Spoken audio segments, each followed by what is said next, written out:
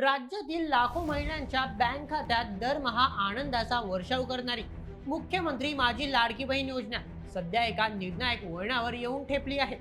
गेल्या काही महिन्यांपासून महिलांच्या आर्थिक स्वातंत्र्याला बळ देणारी ही योजना आता एका मोठ्या तांत्रिक प्रक्रियेच्या कचाट्यात अडकली आहे. 31 मार्च ही तारीख केवळ कॅलेंडरवरची तारीख नसून हजारो महिलांचा सन्मान निधीचे भविष्य ठरवणारी डेडलाईन आहे. ई सेवा केंद्राबाहेरील लांबच लांब रांगा, तांत्रिक बिघाडामुळे वारंवार फिरणारे लोडिंगचे चक्र आणि मनात असलेली अपात्रतेची भीती, या सगळ्या गोंधळात नेमकी वस्तुस्थिती काय आहे? तुमचं नाव यादीतून खरंच कट होणार का? जाणून घेऊया या सविस्तर रिपोर्टमध्ये. राज्यात सध्या माझी लाडकी बहीण योजनेचे लाभार्थी महिलांमध्ये चिंतेचे ढग दाटले आहेत. सरकारने ई केवायसी पूर्ण करण्यासाठी 31 मार्च 2026 ही अंतिम मुदत दिली आहे. आकडेवारीनुसार अजूनही जवळपास 40% महिलांची ई केवायसी प्रक्रिया अपूर्ण असल्याची चर्चा आहे. जर ही प्रक्रिया वेळेत पूर्ण झाली नाही तर दरमहा मिळणारे 1500 रुपये कायमचे बंद होऊ शकतात. अनेक महिलांनी अर्ज भरताना सायबर कॅफेमध्ये किंवा घाईघाईत एक मोठी चूक केली होती.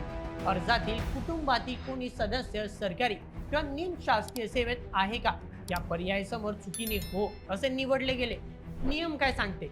शासनाच्या 6 फेब्रुवारीच्या निर्णयानुसार जर कुटुंबातील कोणीही सदस्य सरकारी नोकरीत असेल किंवा पेन्शन घेत असेल तर त्या महिलेला या योजनेचा लाभ मिळत नाही. संधी काय आहे? ज्या महिलांनी ही चूक केली आहे त्यांना ती दुरुस्त करण्यासाठी 31 मार्च पर्यंतची शेवटची संधी देण्यात आली आहे. ही चूक दुरुस्त न झाल्यास प्रणाली तुम्हाला आपोआप अपात्र ठरवेल. मुदत संपायला अवघे 10-12 दिवस उरले असल्याने ग्रामीण भागापासून शहरापर्यंत सर्वत्र धावपळ सुरू आहे. अनेकांच्या आधार कार्ड बँक खात्याशी लिंक असूनही तांत्रिक कारणामुळे इनएक्टिव्ह दाखवत आहे. एकाच वेळी लाखो महिला पोर्टलवर लॉग इन करत असल्याने सर्व्हर डाऊन होण्याचे प्रमाण वाढले आहे. तहसील कार्यालय, बँक आणि महा ई सेवा केंद्र यांच्यात सुसूत्रता नसल्याने माझी केवायसी नक्की झाली की नाही या प्रश्नांची उत्तर महिलांना मिळत नाहीये. जर तुमची ई केवायसी यशस्वी झाली असेल तर तसा मेसेज तुमच्या नोंदणीकृत मोबाईलवर येतो. तो मेसेज जपून ठेवा. महिलांच्या तक्रारी निवारण्यासाठी सरकारने हेल्पलाईन क्रमांक जाहीर केले आहेत. मात्र सध्या हे क्रमांक सतत बिझी येत असल्याच्या तक्रारी वाढत आहेत.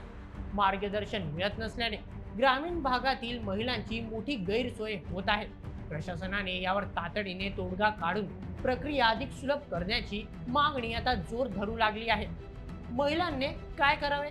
स्वतःच्या मोबाईलवरून किंवा जवळच्या केंद्रावरून जाऊन अर्जाची स्थिती म्हणजे स्टेटस तपासा. तुमची बँक डायरेक्ट बेनिफिट ट्रान्सफर साठी सक्षम आहे का याची खातरजमा करा. आधार कार्ड, रेशन कार्ड आणि बँक पासबुक यांची माहिती अर्जाशी जुळते का ते पहा. जर सरकारी नोकरीचा पर्याय चुकीचा निवडला असेल तर एडिट पर्यायाचा वापर करून तो आत्ताच दुरुस्त करा. मुख्यमंत्री माझी लाडकी बहीण योजना ही केवळ एक योजना नसून कष्टकरी महिलांचा आधार आहे. तांत्रिक कारणांमुळे या आधारापासून कोणीही वंचित राहू नये हीच शासनाची आणि जनतेची इच्छा आहे. पण त्यासाठी 31 मार्च पूर्वी आपली जबाबदारी पार पाडणे आवश्यक आहे.